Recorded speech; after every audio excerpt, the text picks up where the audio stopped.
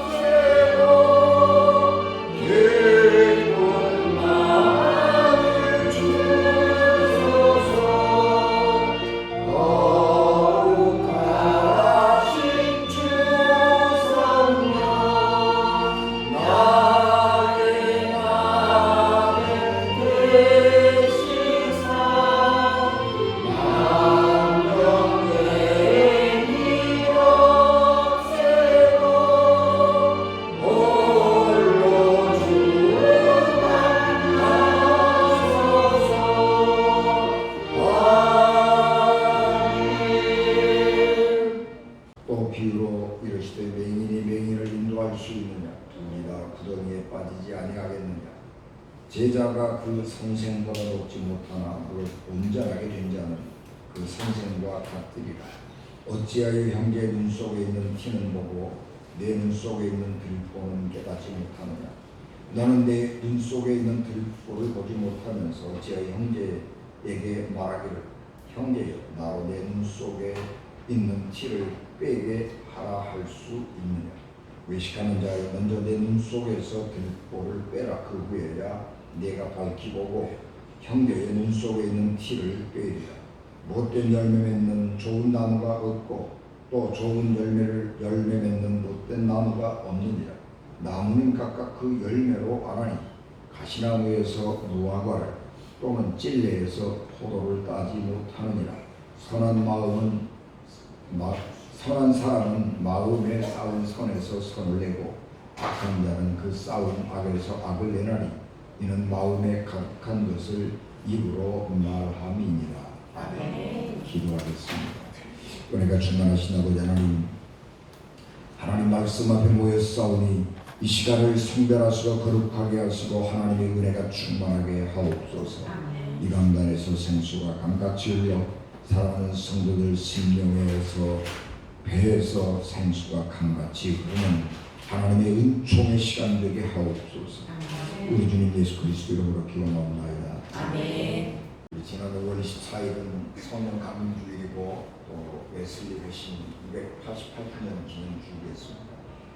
웨슬리 후에 있는 우리 감리교회 그리고 감리교인들은 1738년 5월 24일 오후 8시 45분쯤에 웨슬리 목사님의 올더스게이트 거리에서 그 모라비안 교도들이 모이는 네틀턴 코트에 그 신도회 예배에 참석을 했는데 그때 어떤 사람이 루터의 로마서 주석 서문을 읽고 있었습니다. 로마서 주석 서문을 그냥 읽어주고 있었는데 그 말을 들은 웨슬리 목사님이 갑자기 마음이 이상하게 뜨거워졌다. 영어로 이상하게 따뜻해졌다. 그렇게 느꼈는데 이것을 웨슬리의 회심이라 그렇게 말하고 이날을 기념하고 기억하는 것입니다. 우리가 이거는 하도 많이 들어서 너무 잘 알아요. 근데 이게 왜 그렇게 중요하냐 그러면 웨슬리는 머리의 사람이고 이성적이고 지성적인 사람이에요. 웨슬리 목사님은 책을 어마어마하게 많이 읽은 사람입니다. 그런데 이 머리가 차가운 사람이 가슴이 뜨거워지는 경험을 한 거예요. 우리가 보통 머리가 차가우면 가슴도 차가운 것이거든요. 그런데 머리가 차가운 사람이 가슴이 뜨거워지는, 가슴이 따뜻해지는 경험을 했는데 이것은 웨슬리가 전에 경험해보지 못했던 전혀 새로운 일이었습니다. 그래서 그날을 기점으로 해서 웨슬리의 목회가 전적으로 변하게 되는 것입니다. 왜냐하면 웨슬리가 이제 가슴이 따뜻한 사람이 되었기 때문입니다. 예수께서 마태복음 11장 29절 나는 마음이 온유하고 겸손하니 나의 멍에를 메고 내게 배우라. 그리하면 너희 마음이 쉼을 얻으리니. 예수님께서 나는 마음이 온유하고 겸손하다. 내게 와서 이 온유하고 겸손한 마음을 배우면 너희의 삶이 아주 안식할 것이다. 평안할 것이다. 그렇게 말씀하신 것입니다. 예수님이 자신의 마음의 특징을 두 가지로 나는 마음이 온유하고 겸손하다. 온유라고 하는 건 따뜻하고 부드럽단 말이에요. 예수님의 마음 특징이 뭐냐? 따뜻하고 부드러운 거예요. 웨슬리 목사님의 마음이 차갑고 냉철했는데 예수님처럼 마음이 따뜻한 사람이 된 거예요. 그래서 그는 참으로 예수 그리스도의 사람이 된 것입니다. 이 말은 웨슬리는 지금까지는 어떻게 생각했냐 그러면 하나님의 은혜를 얻으려고 그러면 내가 선한 행동을 많이 해야 된다고 생각한 거예요.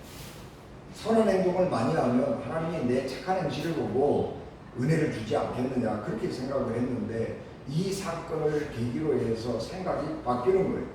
하나님의 은혜가 먼저고 행실이 나중이라는. 처음에 웨슬리는 사람이 선한 행동을 해야 하나님의 은혜를 많이 얻는다고 생각했는데 이 날을 기점으로 해서 하나님의 은혜를 먼저 받아야 하나님의 선한 일도 할 수 있다는 생각으로 바뀝니다.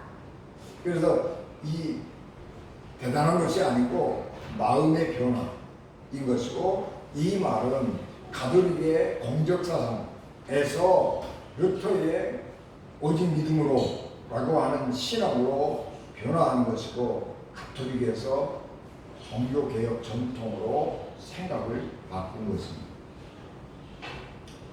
그날이 그렇게 중요한 날이다라고 기록하고 있습니다. 오늘 우리가 공독한 말씀은 예수께서 제자들에게 자기의 내면을 깊숙하게 들여다보아야 된다. 그런 말씀을 하셨습니다. 그래서 내 내면을 깊숙하게 들여다보면서 내가 소경인가 아닌가를 잘 보아라. 그렇게 말합니다. 예수님의 제자된 사람들에게 네 눈이 소경인지 아닌지 잘 보아라. 그렇게 말하는 것은 예수님의 제자들은 다른 사람들을 하나님 나라로 인도해야 되는 사람인데 소경이면 소경이 인도할 수 없지 않아요. 소경이 소경을 인도하면 낭패를 당하는 겁니다. 그러니까 너희가 너희 속을 잘 들여다보고 영혼의 눈을 떠라. 그런 말씀인 것입니다. 사람들은 자기를 잘 안다고 생각해요. 나는 내가 제일 잘 알아. 그렇게 얘기를 하는데 사실은 자기를 잘 몰라요.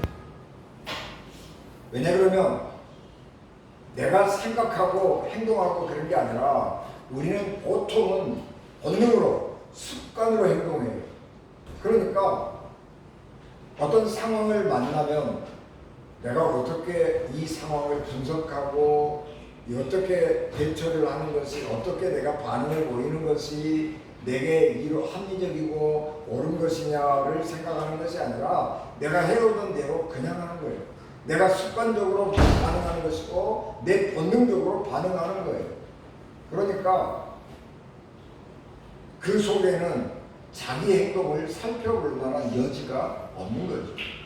그러니까 사람은 자기 마음을 몰라요. 그래서 예수님께서 그 말씀하시기를 그렇게 살아가는 사람들은 소경이다. 영적인 소경이라고 하는 거예요. 그런데 사람들은 내가 나를 잘 안다고 생각하니까 예수님이 진짜 너희들 소경이다 그렇게 말할 때 수긍을 안 하는 거죠. 그러나 자기 마음을 모르는 사람은 진짜로 소경입니다. 그리고 자기 마음을 모르는 눈먼 사람은 다른 사람의 상한 심령을 치유할 수가 없는 것입니다.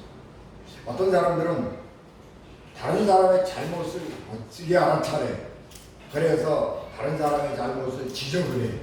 그래서 어떤 때는 망신을 주기도 하고 수치심을 주기도 해요. 그런데 또 어떤 때는요, 다른 사람의 잘못을 지적을 해줘도 수정해 주기도 해요. 그런데 정작 자기는 모르는 거예요. 그 좋은 죄는 다른 사람의 잘못을 보고 이렇게 하면 좋은데 그렇게 하고 다른 사람을 좋은 쪽으로 인도해 줄 수 있는 사람이 있기는 한데 자기는 모르는 거예요. 장기를 두는데 훈수를 둘 때는 잘 두는데 집어고 들어가면 못 두는 거예요. 그래서 그런 사람들은 가르쳐서 예수님께서 소경이다라고 하는 것인데, 예수께서 우리에게 하신 말씀은 그런 죄는 다른 사람을 잘 보고 다른 사람의 잘못을 잘 파악할 수 있는 그런 재능을 자기 내면으로 돌려서 자기 자신을 보고 자기 자신을 수정하는 데도 사용해야 된다는 말씀입니다. 사람이 사람의 마음을 들여다볼 수 있는 방법이 전혀 없는 것은 아니에요. 사람들은 마음을 잘 모르기는 한데 그것은 안 들여다봐서 모르는 거예요. 들여다보는 방법이 있어요. 프로이드는 꿈을 통해서 사람의 내면 무의식의 세계로 들어갈 수 있다. 그 사람의 무의식의 세계를 알 수 있다. 그렇게 말합니다. 꿈을 꾸고 그 꿈을 어떻게 해석하느냐. 프로이트의 굉장한 공로예요. 심층심리학이라고 해요. 우리의 심리학을, 우리의 마음을 들여다보는 거예요. 마음 깊은 곳을 들여다보는 거예요. 심층심리학이에요. 근데 예수님은 프로이트보다 훨씬 이전에 2000년 전에 사람의 마음을 알 수 있는 통로가 있는데 그거는 열매를 보면 안다. 그렇게 말씀하신 것입니다. 열매가 좋으면 좋은 나무이고 열매가 나쁘면 나쁜 나무인 것처럼 선한 행동을 하는 사람은 그 마음속이 선한 생각이 잘 잡고 있는 것이고, 나쁜 행동을 하는 사람은 그 마음속에 나쁜 생각이 잘 잡고 있는 것이다 말씀하시겠습니다. 좋은 나무가 나쁜 열매를 맺을 수 없고 좋은 생각을 가진 사람이 나쁜 행동을 할 수 없는 것입니다. 나쁜 마음을 가진 사람이 좋은 행동을 할 수가 없는 것이고 나쁜 나무가 좋은 열매를 맺을 수 없는 것과 같은 것입니다. 그렇기 때문에 우리가 내 마음을 알려면 혹은 다른 사람의 마음을 알려면 행동을 봐야 해요. 행동을 보면 그 사람이 어떤 사람인가 그런 것을 알 수가 있어요. 사람의 마음을 살피는 방법은 좋은 방법은 여러 가지가 있는데 한 서너 가지가 있어요. 그중에 세 가지를 말씀드리면, 첫째는 사람의 마음을 알려고 그러면 돈을 그 사람이 어떻게 쓰는가를 보면 알아요. 그러니까 돈을 그 사람이 쓰는데 어디다 보면 그 돈 안 아끼고 왕창 쓰는 사람이 있잖아요. 명품 사는데 몇백만 원을 쓰는 사람들이 있어요. 그런 사람들을 보면 그 돈을 쓰는 걸 보면 그 사람의 가치가 어디에 있는가를 아는 거예요. 그래서 그 사람은 그런 사람이구나 그렇게 아는 거예요. 두 번째는 화가 났을 때 어떻게 행동하는가를 보면 그 사람을 알 수가 있어요. 사람은 화가 나잖아요. 그러면 속에 있는 흙탕물이 확 뒤집어져서 나오기 때문에 화가 났을 때 행동을 보면 그 추하고 더러운 것이 다 드러나는 거예요.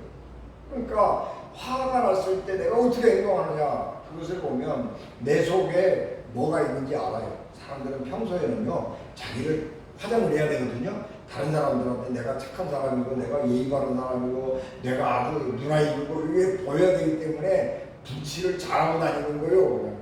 그러니까 체면치레하고 그러고 사는 거예요. 그런데 화가 나면요, 그때는 그런 게 싹 없어요. 그래서 속에 있던 것들이 확 드러나는 거예요. 그래서 화가 났을 때 그 화를 어떻게 표현하는가를 보면 그 사람을 알 수 있는 겁니다. 그 다음에 세 번째는 약자를 대하는 태도를 보면 알 수 있어요. 약한 사람에게 어떻게 대하느냐. 어떤 사람들은 강자에는 약하고 약자에는 강한 사람이 있죠. 그래서 강한 사람들에게 힘이 손바닥 빼서 약한 사람은 그냥 짓밟아버리는 사람들이 있어요. 그런데 그런 것도 한 방법인데, 그 사람을, 그 행동을 보면 그 삶의 방법이기는 한데 그 방법을 보면 그 사람이 어떤 사람인가를 안다는 거예요. 특별히 약자 중에서도 내게 이익이 될 것 같지 않은 사람, 평생 나에게 도움을 줄 것 같지 않은 약자를 대하는 것을 보면 그 사람의 본심을 알 수 있는 거예요. 내가 어떤 약자가 있는데, 약한 사람이 있는데 내가 도와줬어. 내가 도와줬으면 이 사람이 언젠가는 내게 어마어마한 값으로 돌려줄 것이다, 그런 기대를 하고 도와줄 수 있잖아요. 그런데 아니고 그 사람은 내가 이 사람을 도와줬을 때 이 사람이 나한테 은혜 갚을 가능성이 0%도 없는 거예요. 그런데 그 약한 사람에게 내가 어떻게 대하는가를 보면 그 사람이 어떤 사람인가 라고 하는 것을 알 수가 있습니다. 왜냐하면 예수님 말씀하신 것처럼 마음은 행동으로 드러나기 때문입니다. 웨슬리 목사님은 자기의 속 마음을 영성적 책을 읽으면서 깨달았어요. 웨슬리 목사님이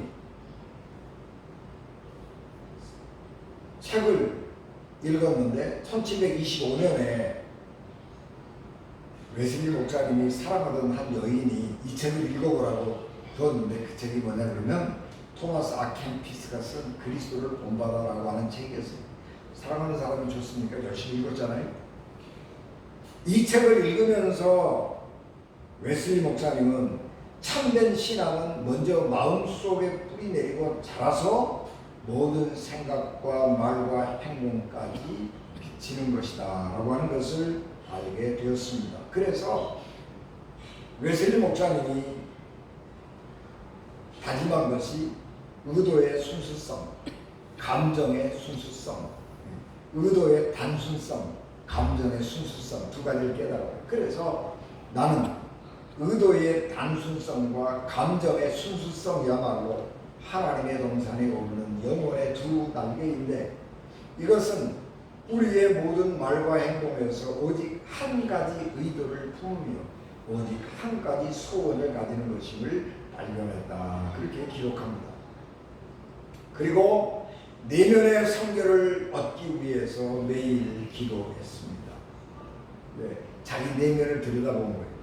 내면을 들여다보면서 의도의 단순성, 감정의 순수성. 여러분, 의도의 단순성이라고 하는 것은 사람의 마음이 단순하다는 말인데, 단순하다는 말은 하나라는 말이에요. 마음이 청결한 사람은 복이 있나니. 어떤 사람이 마음이 청결한 사람이 마음이 하나인 사람이에요. 마음이 여러 개인 사람은 복잡한 사람이에요. 마음이 너무너무 갈갈이 찢어져 버린 사람은 정신분열증 환자예요. 그래서 우리가 청결하게 살아가려고 그러면 마음이 하나예요. 하나. 마음이 하나인 사람이 하나님의 사람이고 마음이 깨끗한 사람이에요. 그래서 그 말을 웨슬리 목사님은 의도의 단순성 그랬어요. 그리고 의도가 단순한 것을 지켜가려고 하면 감정이 순수해야 돼요. 감정이 막 세상에 때가 묻어있으면 안 돼. 그래서 감정이 순수해야 된다 라고 하는 것을 깨달은 것입니다. 웨슬리 목사님이 읽고 감동을 받은 책이 두 번째 책이 있는데 제레미 테일러가 쓴 거룩한 삶과 거룩한 죽음이었습니다. 이 책을 읽으면서 웨슬리 목사님이 깨달은 것은 의도의 순수성에 관한 부분을 읽으면서 감동을 받았습니다. 웨슬리는 마음과 의도와 태도와 행동에서 순수하고 완전하여 자신의 삶 전체를 하나님께 제물로 드려야 되겠다, 그런 결심을 한 것입니다. 그리고 세 번째는 윌리엄 로우가 쓴 그리스도의 완전과 경건한 삶으로의 중대한 부르심이었습니다. 그래서 이 책을 읽고 내 인생 전체를 하나님께 드려야 되겠다. 절반의 그리스도인은 없다. 절반. 반쯤인 그리스도인은 없다. 온전하면 온전하고 아니면 아닌 것이지, 뭐 아니면 도지 중간쯤 없다는 거예요. 그래서 웨슬리 목사님은 자기의 전생애를 철저하게 하나님께 드려야 되겠다, 그런 결심을 하게 된 것입니다. 그래서 이런 웨슬리 목사님의 책을 읽으면서의 변화를 1차 회심이라고 해요. 1738년 이 올더스게이트에서의 경험은 2차 회심이에요. 웨슬리 목사님께서 책을 읽으면서 깨달은 바로 의도의 단순성, 감정의 순수성, 의도의 순수성이라고 하는 이 단어를 우리는 주목해야 하는 것입니다. 그래서 우리가 이 의도의 단순성, 감정의 순수성, 의도의 순수성, 여기에 천착하면서 신앙생활을 해야 되겠다라고 하는 것이고, 이것을 가리켜서 마음의 종교라고 말했습니다. 여러분, 우리가 종교 신앙생활 할 때에 이 의식에 집중하는 경우가 많잖아요. 형식, 여기에 집중하는 경우가 많잖아요. 형식. 그래서 우리가 교회의 형식에 이런 예견에 잘 참석하고 그러면 신앙이 참 좋은 사람, 그래서 교회에서 직분도 세우고 그러잖아요. 그런데 그거는 형식이라는 거예요. 형식. 중요한 것은 마음이라고 하는 것이고, 그래서 우리가 이 마음에서 나오는 것을 순수하고 단순하게 해야 된다. 그리고 그 우리의 삶을 움직이는 강력한 힘, 우리의 그 감정도 순수해야 된다라고 하는 것이고, 이런 마음을 갖기 위해서 예수 그리스도를 본받아야 한다. 예수 그리스도를 본받는 사람이 되어야 한다라고 하는 것을 깨달은 것입니다. 웨슬리 목사님은 이것을 가르쳐서 도덕적 회심이라고 해요. 예수님을 알지 못하던 사람이 예수님을 아는 대로 돌아오는 거예요. 이게 도덕적 회심입니다. 그러니까 1차 회심입니다. 그리고 이제 우리가 신앙생활을 해가면서 늘 우리가 죄를 고백하는 것, 예수 그리스도를 믿는 사람이 죄를 늘 고백하고, 하나님, 내가 죄인입니다, 내가 이렇게 죄를 지었습니다, 그렇게 고백하는 것은 복음적 회심이라고 해요. 그래서 우리가 이 웨슬리는 이 도덕적 회심과 복음적 회심, 이 두 가지로 구별을 해야 하는데, 웨슬리 회심을 생각하면서 우리가 다시 이 첫 번째 회심, 도덕적 회개를 강조하는 것은 오늘 우리 그리스도인들의 행위 없는 믿음, 입술에만 있는 믿음, 이것이 눈에 띄게 세상에 드러나고 있기 때문에 그렇습니다. 그래서 웨슬리 목사님이 했던 도덕적 회심이 다시 한번 이 시대에서 중요하게 강조되어야 하는 것입니다. 모든 이런 동기, 과정, 결과, 이런 세 단계를 통해서 진행이 되는 거죠. 그래서 우리가 이제 그런 순서로 사는데, 세상은 동기와 결과가 일치하지 않아요. 내가 선한 동기로 시작을 했는데 선한 결과를 가져왔으면 참 좋겠는데, 선한 동기로 시작을 했는데 결과가 아주 나쁠 때가 있어요. 나쁜 동기로 시작했는데 결과가 너무 좋을 때도 있어요. 사람들은 이렇게 믿죠. 세상은 인과응보, 사필귀정이다, 그렇게 생각을 합니다. 인과응보, 사람이 씨를 심으면 심은 대로 거둔다 라고 하는 것. 사필귀정, 모든 것은 다 올바른 쪽으로, 바른 쪽으로 결론이 지어지게 되어 있다. 그렇게 사람들은 생각하지만 세상은 그렇지 않아요. 세상은 너무 복잡하고 세상은 너무 죄악이 많아서 그렇게 우리의 생각처럼 안 되는 거예요. 그래서 신앙생활하면서 시편 1편에 이제 고백하잖아요. 시편 1편 하나님의 말씀을 주야로 묵상하는 자는 시냇가에 심겨둔 나무 같아서 시절을 따라 열매를 맺고 그런데요 안 그렇단 말이에요. 그래서 우리가 고민이 시작돼요. 하나님 말씀대로 살았는데 왜 안 되는 거지? 이거 우리 고민이 그래서 시작되는 거예요. 그래서 그런 고민을 하다가 세상 선한 마음 가지고 살 거 뭐냐? 그리고 처음에 가졌던 그 생각을 포기를 해버리는 거예요. 그래서 어떻게 하든지 결과를 잘 내야 되겠다. 그렇게 사람이 생각이 바꾸는 거예요. 왜냐 그러면 세상은 결과 중심주의이고 능력주의 세상이어가지고 그 사람의 본질은 아주 악하고 마음은 아주 형편없이 추하고 더러운 사람인데도 불구하고 결과가 좋으면 세상은 그 사람을 추앙하거든요. 그 사람을 능력 있는 사람이라고 말하고 그 사람을 앞세운단 말이야. 그래서 내가 착하고 살 거 없네. 결과만 좋으면 되겠네. 그렇게 하면서 우리가 선한 그 처음에 가졌던 그 선한 생각을 포기해 버리는 때도 있습니다. 그러나 우리 그리스도인들은 그래서는 안 된다라고 하는 거예요. 선한 동기로 시작한 일이 선한 열매를 맺지 못한다고 할지라도 그리스도인들은 선한 동기로 살아야 돼요. 웨슬리 목사님은 의도의 순수성, 의도의 단순성, 이게 진짜란 말이에요. 종교의 진짜예요.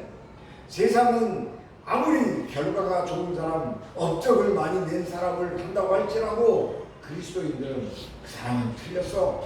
그렇게 말할 수 있어야 된다. 왜 틀렸어요? 동기가 불순해. 동기가 불순하면 틀린 거예요. 잘못된 거예요. 그렇게 예수님께서 말씀하신 겁니다. 선한 원인이 선한 결과를 가져다 주지 않을 때 우리는 감정적으로 격앙되기 쉬워요. 그래서 마음의 평화를 상실해. 하나님이 나한테 이럴 수가 있어?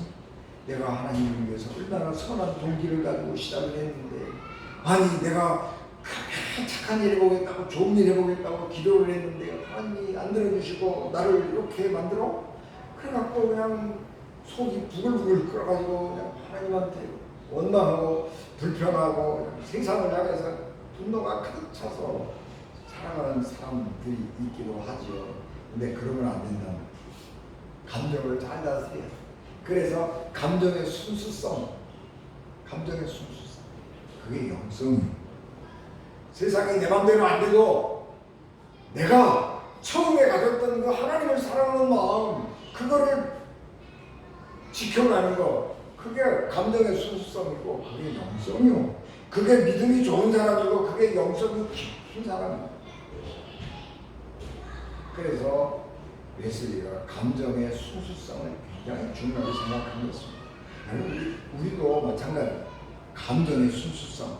세상에 이런저런 주변에 이런저런 것들 때문에 우리가 영향을 받아가지고 우리가 처음에 가졌던 원칙을 버린다든지 마음의 평화가 깨져가지고 속이 두근두근하고 그래도 안 된단 말이에요. 그리고 또 그런 일이 있을 수가 있죠. 그런데 그때에 우리의 마음을 아주 말씀으로 은혜롭게 잘 다스려 가야 돼요. 화난다고 자기 감정을 그대로 다 드러내서 옆 사람을 힘들게 하면 안 되는 거예요. 다윗은 사울 왕의 질투의 대상이 됐죠. 그래서 사울 왕이 다윗을 죽이겠다고 맨날 쫓아다니는 거예요. 다윗이 도망을 다니다가 내가 이러다가 꼭 잡혀 죽겠네 그러다가 블레셋에 가서 망명도 하고 거기 가서 죽을 뻔하기도 하고 그러잖아요. 그럼에도 불구하고 다윗은 사울 왕을 죽이지 않았습니다. 결정적으로 사울 왕을 죽일 수 있는 기회가 두 번이나 있었습니다. 첫 번째는 엔게디 광야에서 사울 왕이 다윗을 쫓아왔는데 엔게디 광야에서 사울 왕이 용병이 대변을 보고 싶은 거예요. 그래서 동굴에 들어가서 대변을 봤어요. 그런데 그 동굴 저 안쪽에 다윗이 있었어요. 왕이 무장해제하고 혼자 있는 거예요. 얼마나 죽일 수 있는 좋은 기회예요. 그러나 안 죽여요. 용병들하고 벗어났던 사울왕의 옷자락 끝난 칼로 싹 베고 그 다음에 사울왕을 돌려보내줬어요. 두 아들은 죽이자고 그랬어요. 근데 안 돼. 그러고 살려보냈어요. 두 번째는 광야 하길라 산에 서였는데 사울왕이 군대 3,000명을 데리고 다윗을 쫓아 추격해 왔어요. 그리고 밤이 됐는데 진을 치고 진지를 부숴하고 사울왕이 잠자는 거예요. 다윗이 아비새를 데리고 야 사울왕 진지에 정탐 가자. 그리고 둘이서 정탐을 갔는데 이 군인들이 보초로 와서 다 잠자는 거예요. 그래서 진지를 헤매고 다니다가 사울왕의 텐트에 들어갔는데 사울왕도 콜콜 잠들어 있고 그 보초 서는 사람도 다 잠들어 있고 아비새가 하나님 주신 절호의 찬스입니다. 두 번 찌를 것도 없습니다. 단 칼에 될 수 있습니다. 그러고 죽이자고 그랬는데 안 돼. 그리고 물병하고 창만 눌러놓았어요. 그리고 사울 왕과 만나게 됩니다. 왜 다윗이 사울 왕을 죽이지 않았는가? 그 이유가 두 가지. 사무엘상 24장 6절에 내가 손을 들어 여호와의 기름 부음 받은 내 주를 치는 것은 여호와께서 금하시는 것입니다. 그는 여호와의 기름 부음을 받은 자가 됨이니라. 두 가지. 하나는 그가 이스라엘의 왕이기 때문에 안 죽이는 거예요.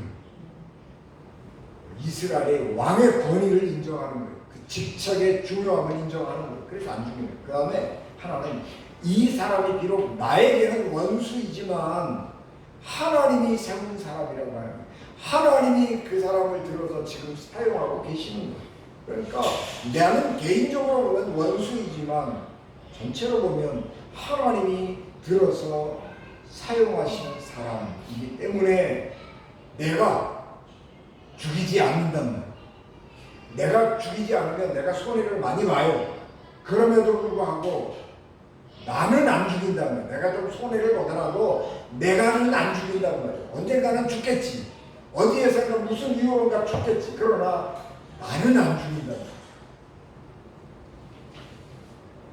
사울왕이 길보아 전투에서 전사했는데 한 젊은이가 사울왕의 왕관과 팔찌 하나를 들고 다윗에게 찾아왔어요. 그래서 화가 펑 떠는 거예요. 이게요 사울왕의 왕관이고 사울왕의 팔찌인데 네가 어떻게 얻었냐? 그러니까 사울왕이 저기 블레셋하고 전쟁하다가 참 맞아서 죽게 됐는데 나보고 죽여달라고 그러더라. 그래서 내가 사울왕을 죽이고 가져왔어요. 그래서 다윗 왕의 원수이기 때문에 사울왕을 죽이는데 내가 도움됐다라고 그러면 상 받을 줄 알고 헛분 떨고 막 큰 소리 쳤는데 다윗은 사무엘하 1장 14절 내가 어찌하여 겁도 없이 하나님이 기름 부어 세우신 왕을 죽였느냐. 그리고 책망하면서 사형시켜버렸어요. 그러니까 이런 것을 보면 다윗의 진심이 드러나는 거예요. 한 번은 그럴 수 있어요. 그런데 같은 사건을 반복하면요 그 사람의 진심이 보입니다.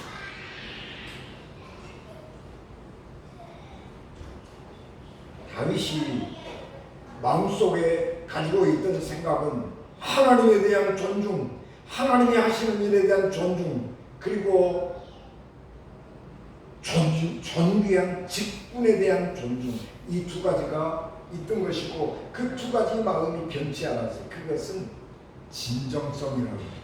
한 번 할 때는 뭐 그럴 수 있어.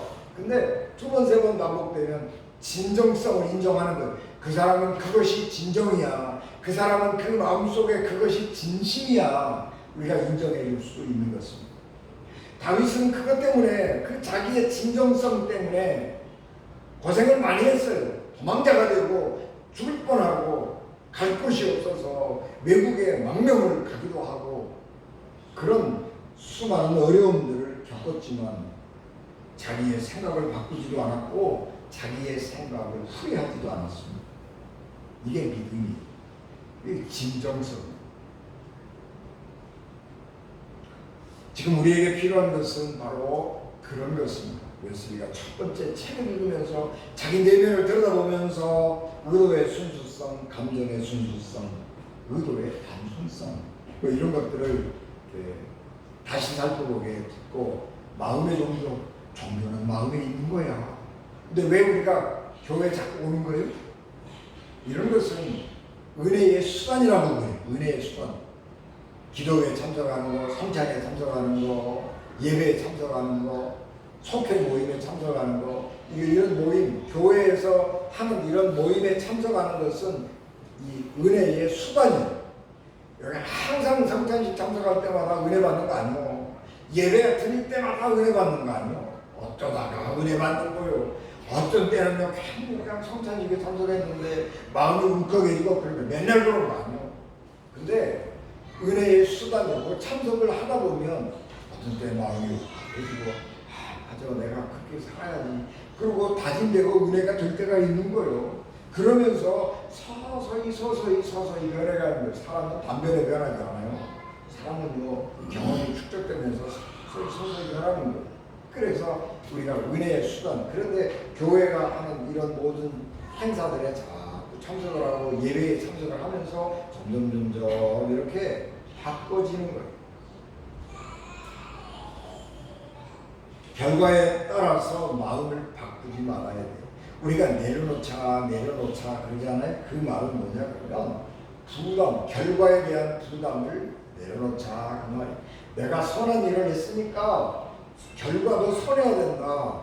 그렇게 생각을 하고 목숨 걸고 일하면 안 된다는 거예요. 그런 거 없어요. 그런 거 없어요. 나는 내 능력을 증명해야 되는데 뭘로 증명해요? 능력으로 증명해요. 업적으로 증명해야 돼. 그래서 나는 능력 있는 사람이라고 하는 것을 세상에 드러내기 위해서 나는 좋은 업적을 내야 돼. 그래서 목숨 걸고 죽으라고 하는 거예요. 그러지 말란 말이에요. 사람이 열심히 했는데요, 결과 나쁠 수 있어요. 그러면 에이, 하나님 뜻이 아닌가요? 그러고 그냥 속으로 내려놓는 거예요, 그냥. 그리고 자기에게 주어진 삶에 충실하고. 그래서 이 결과에 막 집착해가지고 지난번에 실패하면서 붙들려가지고 내가 왜 그랬지? 후회하면서 내가 다음에는 어떻게 하고 막 그러고 인생을 자기 자신을 막 그렇게 들고 끄면 안 돼. 자기 자신 들고 끌 거 없어요. 자기 자신 들고 끈다고 도달 뺄 것 같아. 그래서 아까 얘기했잖아요. 내가 시작했는데 잘 안 됐어. 하나님 뜻이 아닌가요? 그러고 손상으로 다시 또 하는 거예요. 또. 그게 내려놓음이에요.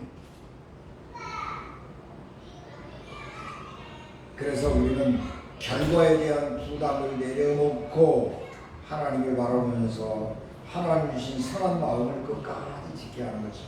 처음 은혜 받을 때 그 감격을 잊지 말고 믿음의 진정성을 회복하는 그리스도인이 되어야 합니다. 하나님을 믿고 사랑하는 뜨거운 마음으로 일생을 살았던 웨슬리처럼 우리도 내 생각을 버리고 하나님의 은혜만 의지하고 끝까지 우리 믿음의 진정성, 믿음의 순수성, 의도의 순수성, 의도의 단순성, 감정의 순수성, 이런 것들을 잘 지켜서 천국에 이르는 하나님의 사람 되시기를 주 예수 그리스도 이름으로 축복합니다. 축복하겠습니다. 은혜가 충만하신 아버지 하나님, 저희들의 삶의 은혜를 충만하게 하시고 복을 더하여 주시옵소서. 우리의 마음이 그리스도의 마음을 담게 하시고 우리가 그리스도의 마음을 알아가게 하옵소서. 우리 주님 예수 그리스도 이름으로 기도하옵나이다. 아멘.